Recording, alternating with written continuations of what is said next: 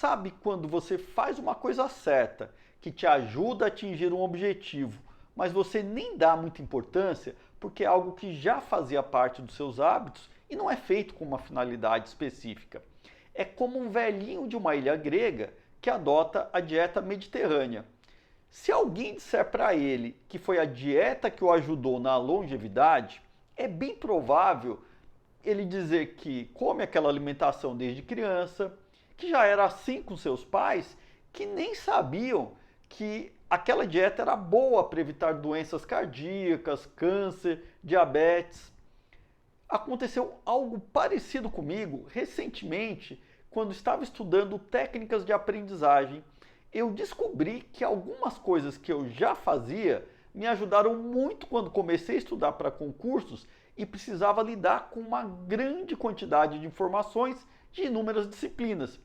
Eu nem dava importância para isso, tanto é que nunca comentei nos meus vídeos. Mas nesse vídeo eu vou contar isso que eu fazia e de bônus, ao final, vou ensinar um truque para usar em aula e melhorar seu aproveitamento.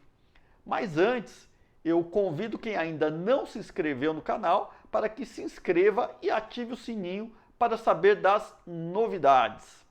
Bom, quando você estuda para concurso, é necessário manter as informações estudadas na memória de longo prazo para que você extraia essas informações quando necessário. Por exemplo, no dia da prova. E ao estudar algo novo, é necessário praticar o que você acabou de aprender. A prática leva à permanência. Olha só, vamos repetir a frase. A prática leva à permanência do conhecimento. E você aprende mais pela participação ativa do que apenas ler, assistir ou escutar. É como aprender a jogar futebol. Não adianta assistir um jogo na TV. Você tem que praticar o esporte e suar a camisa, E uma das melhores formas de aprendizado com participação ativa é resolvendo questões de prova. Bom, isso eu já falava, mas falava por outras razões, Uma, para aferir o seu aproveitamento e também direcionar os estudos. Mas além dessas razões que eu já falava, resolver questões é importantíssimo para uma aprendizagem ativa, porque você vai extrair essas informações que você aprendeu e exatamente como vai ser na prova, Você vai extrair para resolver aquelas questões. E quando você aprende como resolver uma questão mais complexa, o que você vai ter que fazer logo depois, Você vai buscar fazer o exercício novamente, sem ver a resolução. Eu tenho aqui no canal algumas questões bem complexas, que espero que as pessoas usem da seguinte forma, que eles vão ver como é que foi a resolução, vão tentar fazer, se precisar rever o vídeo, se precisar rever algum ponto da matéria, vai rever esse ponto, e assim ele vai evoluir tanto no aprendizado como fixar aquela informação. E resolver questão é tão bom que a recuperação ativa funciona até quando a pessoa dá a resposta errada. É lógico que ela vai ter que conferir a resposta, rever aquele ponto que ela teve dúvida ou quando ela errar, mas este erro é importante, tanto é que quando eu estava numa fase mais avançada nos meus estudos, aquilo que eu errava, eu não errava mais. E aí na prova não tinha pegadinha que me derrubasse naquele ponto que eu tinha errado na questão, porque dali fixou qual era a minha dificuldade. E agora eu vou contar duas coisas que eu fazia desde sempre, que eu me entendo por gente, e ajudava muito na recuperação ativa, e eu nunca contei antes, Mentira, Na verdade, uma coisa eu fazia desde sempre e outra eu comecei a fazer quando eu comecei a estudar para concurso. Bom, o que eu fazia desde criança era um hábito que eu tinha que era de rever mentalmente a matéria. Então eu ficava revendo assim, falava, será que eu sei mesmo os pontos? Eu enumerava todos os pontos, aquelas matérias na escola, muitas vezes era coisas que eram decoreba, mas eu revia aqueles pontos. Quando tinha a fórmula, eu extraía a fórmula já de cabeça. Um pouco mais tarde, eu começava a fazer um resumo, tá, de cabeça e eventualmente eu fazia, né, uma sintetização daquilo que eu pensava e depois eu comparava com a matéria que eu estava estudando, tá?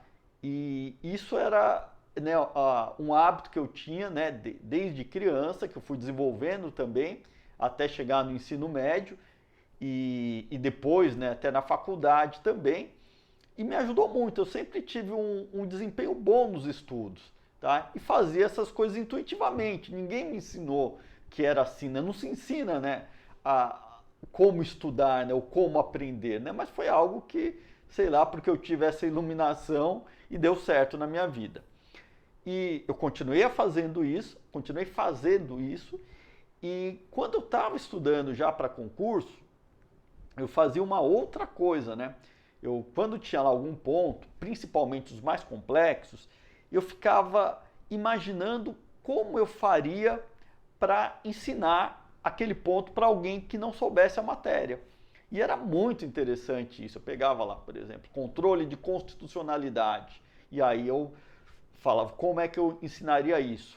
Ou então eu tinha uma habilidade maior em contabilidade pela minha formação, né? Eu ficava pensando algo, né, que meus colegas, né, que estudavam também, a gente compartilhava os estudos, eles tinham mais dificuldade, por exemplo, a demonstração do fluxo de caixa. Eu falo, como é que eu explico a demonstração dos fluxos de caixa de uma forma que todo mundo vai entender e que é mais fácil? E eu explicava. Eu até repliquei depois em alguns vídeos, eu preciso ver se eu tenho esse vídeo da DFC aqui no canal, senão eu vou, se eu não tiver, eu vou gravar uma hora, mas eu preciso que tenha, né, uma boa visualização, né? Porque nem sempre os vídeos de matéria aqui no meu canal têm grandes visualizações, né? Mas agora eu vou falar um truque para ser usado no seu aprendizado em sala de aula. Quer dizer, em sala de aula, se for presencial, mas pode ser também numa aula online ou mesmo numa aula em vídeo, onde você tenha a oportunidade de perguntar para o professor depois. O que é comum a gente fazer, né, que é um hábito já que as pessoas desenvolvem, né? Quando se tem uma dúvida e se pergunta, fala, olha, eu tenho uma dúvida nesse ponto, pode, por favor, né, explique de novo esse ponto que eu não entendi muito bem.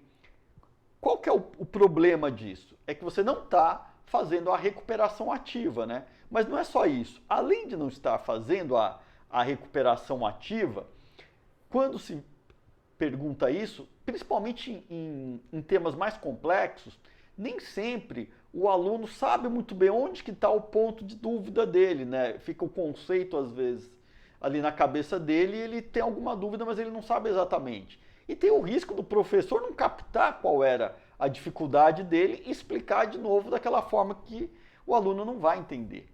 Então, vamos mudar esse hábito e toda vez que for perguntar, o melhor é fazer o quê? Colocar como foi entendido, né? Você vai fazer recuperação ativa. O que eu entendi daquele ponto? Aí você coloca para o professor o que você entendeu do ponto e a aplicação, né? De repente, para ver, e aí, tá certo isso? Dessa forma, o professor vai conseguir corrigir, né, os pontos, né, que estão errados, vão poder reforçar, né, o que está certo, falar, olha, o seu raciocínio aqui está certo, esse ponto aqui você, né, que não é bem assim, é dessa forma, tal. E eu, na minha experiência como professor, eu já vi que alguns alunos naturalmente agem dessa forma, de fazer recuperação ativa na hora da pergunta em aula, e eu percebo que para eles aprendem muito mais assim do que de uma forma, né, mais passiva, né, pedindo para ouvir novamente aquela explicação. Tá? Então, essas são as dicas, né, desse vídeo, como eu falei. Então, sintetizando, né, primeiro, pratique a recuperação ativa. Tá? Recuperação ativa através de questões, através de rever os pontos mentalmente, eventualmente fazer anotações de cabeça e comparar com a matéria os pontos que depois você vai rever que são importantes. E de bônus também, quando se perguntar a um professor, colocar o que você entendeu e como você aplicaria aquele conhecimento para que o professor possa corrigir eventualmente algum ponto errado. Tá? E peço, se você gostou desse vídeo, que dê um like para ajudar o trabalho desse canal. E me despeço por aqui e bons estudos com uma aprendizagem ativa.